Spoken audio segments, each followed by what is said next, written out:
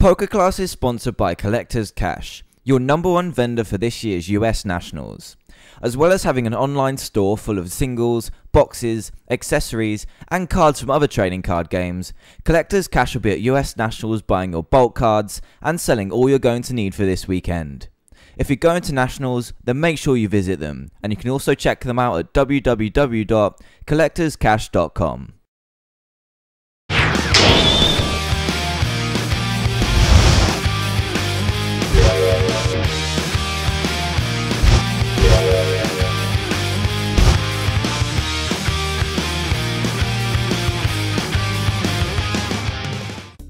Welcome to PokeClass episode 33.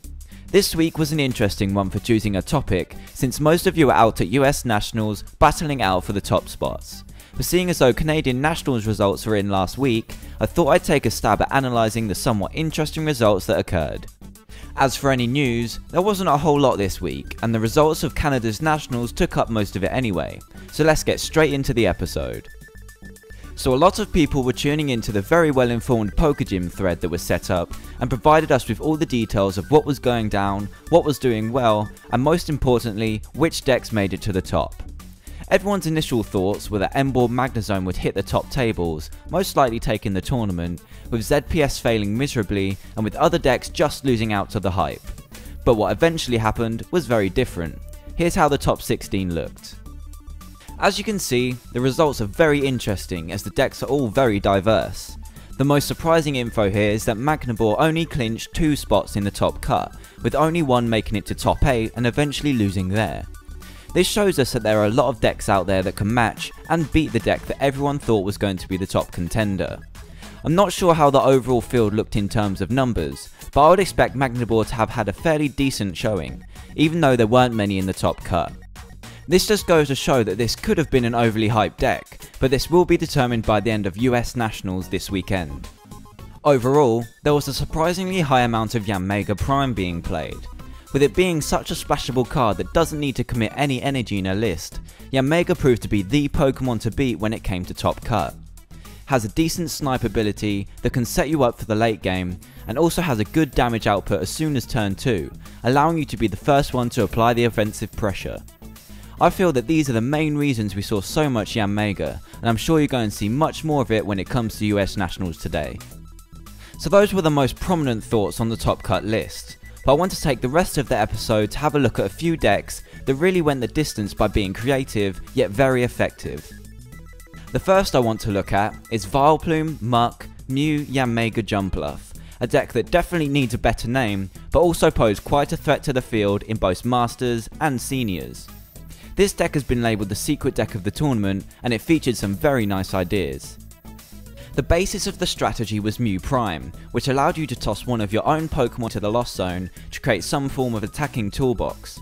Depending on which Pokemon you threw into the Lost Zone, you could utilise a few different strategies in one deck, making it very versatile when playing against different matchups. Jumpluff was there as the main attacker, giving Mew the ability to hit for a maximum of 120 damage via Mass Attack. This would make sure that you were taking some swift prizes early on, or be there to sweep up during the late game when you utilise the next addition to the list.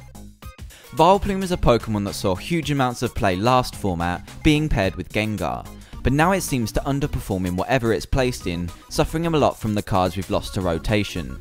However, when set up, this Pokemon can cause some really sticky situations for your opponent, seeing as most decks now run a very high count of trainers. Having Vileplume in the deck rendered the opponent's resources useless, while they went ahead and used Lost Zoned attacks to sweep the rest. What made this choice even more stable was the next option for an attacker. Muck from Undaunted has been seen paired with Vileplume already, in a very interesting form of lock deck utilising Sludge Drag, pulling up any of the opponent's Pokemon to inflict both poison and confusion, while Vileplume blocks the opponent's cards like Switch from being played to escape the lock. The same kind of strategy was put into play here. Sludge Drag was used via Mew instead, since it's faster and doesn't carry any of Muck's negative features, such as 3 retreat cost. This would prove to be a very effective strategy to pull up Pokemon such as Emboar and keep them locked in the active spot while you retreat Mew for free and make use of other attackers, or just keep Mew there to inflict more damage on the Pokemon that you dragged up. To provide this deck with some more damage output, the Omega Prime was also included. This would provide the player with the option to snipe around things that were dragged up by Sludge Drag, or snipe off baby Pokemon that were sitting on the bench from earlier in the game.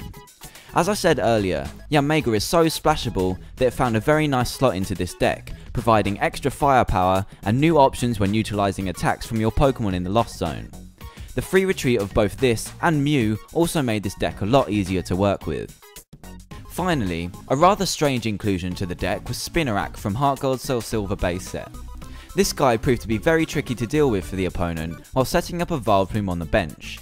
Spinarak's Spiderweb allowed the player to lock in free retreat baby Pokemon, leaving them useless for the turn, while you buy the extra time to get going or just leave your opponent stuck in their tracks.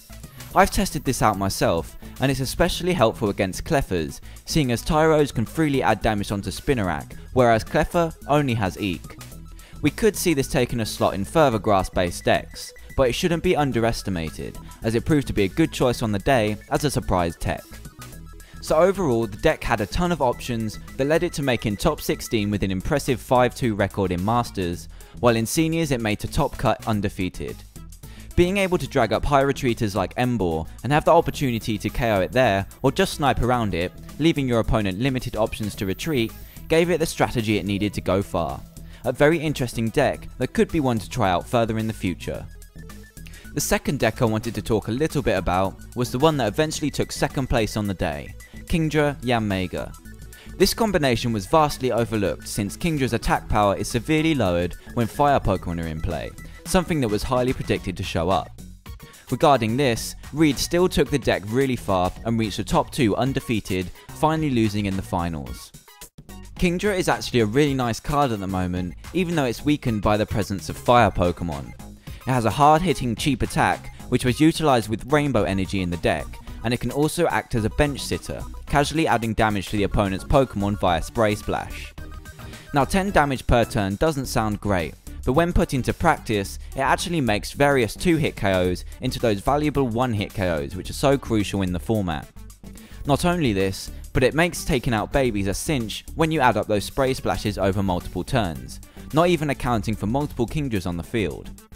Babies are pretty much stuck on the field after being used as starters and can be turned into free prizes later on in the game, meaning that the opportunity for taking a 2-prize lead in a single turn is so much more possible. This is one of the aspects that made the deck so good, being able to quickly add damage and outspeed the opponent. Remind you of anything? Yanmega was in there for all the reasons that I've stated above. Quick damage with a snipe that was only made better when combined with Spray Splash damage. With 2 Kingdras and a Yanmega, you could be KOing 50 HP basics on the bench each turn, putting your opponent in a very tough position when it comes to needing to get those evolutions started. A surprise tech was also included here in the form of Jirachi from Unleashed. From what I saw from the finals video on YouTube, Reed didn't use Psychic Energy, but used via Rainbow instead, which could also be used for Kingdra. This turned out to be a great play, seeing as Yanmega plus Spray Splashes could be enough to KO a basic form of an evolution such as Magnezone, ready for a Time Hollow the next turn. This would be increasingly effective considering a lot of Pokemon are evolved using Rare Candy at the moment, making this strategy an obvious winning one. A final interesting addition to the deck was Research Record. In the video of the finals, he played this at least twice to determine his own top decks next turn, and it can also be used in conjunction with Professor Juniper, to make sure you draw what you need, or to put at the bottom what you don't want to draw. I've tried Research Record myself, and I'm not really a fan. It can be useful when you're running a high Juniper count, but it just doesn't seem to work enough to consider running it. Maybe one for you to all try out. The final interesting deck I want to talk about is Ambipom Weavile Slowking, a Soul Disruption deck that made it to top 8 in the end. Alaric posted a full report on PokeGym if you want to go and check that out, and he included this list, which was very interesting to say the least. First off, the strategy here is to keep your opponent's hand size low while you pluck key cards out of their hand with Weavile and control their top decks with Slowking. This is probably the only effective lock deck out there at the moment, and has proven its worth in this tournament and could well go on and do better things. It could be one for you to try out if you're missing the old Saberlock. Maxed out Weavile and Ambipom made sure that he had maximum control over the opponent's hand, while the 2-2 Slowking could enter after those initial turns, to make sure that the opponent wasn't setting up anytime soon. As he said in the PokeGym report, he used Donphan Prime to improve his Zekrom matchup simply because Zekrom was too fast for him to lock down quick enough. Adding the Donphan made sure that he could KO that initial Zekrom, while setting up a lock after that to take the rest of the prizes. Xatu was also a match specific tech, but for Donchamp this time. Xatu's Psywave attack could allow him to handle a fully powered Machamp in a single blow, thanks to all the energy that it needs, along with its double psychic weakness. The inclusion of Max Rainbow Energy meant that he could cover both these techs with one card, meaning that he didn't need to draw or search out specific energy types. An interesting thing I'm finding is the ability for him to leave out Cleffa altogether. This possibly could be because Apom has the attack Imitate to copy the opponent's hand size, and it also lessened the chance of being Tyrogue donked early on in the game. He did include a Tyrogue himself to get that turn 1 donk if the situation arose, and that is just too good to pass up. Overall, the list was well thought out, well teched, and ran smoothly enough for him to get top 8 of the biggest tournament on Canadian soil. What's mainly nice about this deck doing so well is that it shows how some great creativity can pull off a very solid road deck with a chance against the metagame this format. This is something I'm particularly liking about the format right now, and this was shown throughout the entire tournament with the sheer amount of interesting decks out there. Now we get to the winner. A deck that everyone thought was too weak in the late game to survive eventually took the title at the weekend, ZPS. Watching the game on YouTube, I can confirm that he ran a combination of Defender, Double Colourless, Reshiram, and a really consistent draw engine to pull off the win, and it's a list that maybe none of us have properly tried out yet. What this shows about the format is the individuality within lists can also pay off by including cards that you can utilise well yourself to go far in an event that not everyone is expecting. Congrats to everyone that took their road deck far, and maybe you guys in the US should watch out for some of these while you're sitting down at the tables this weekend. Good luck to all of you that are participating in Nationals right now, both in the US and Mexico, and I hope to hear some very interesting results. For the rest of you not attending Nationals, I hope you enjoyed the episode and are following Nationals closely over the rest of the weekend. Thanks for watching, make sure you subscribe, and please check out my website for even more PokeClass. See you next week.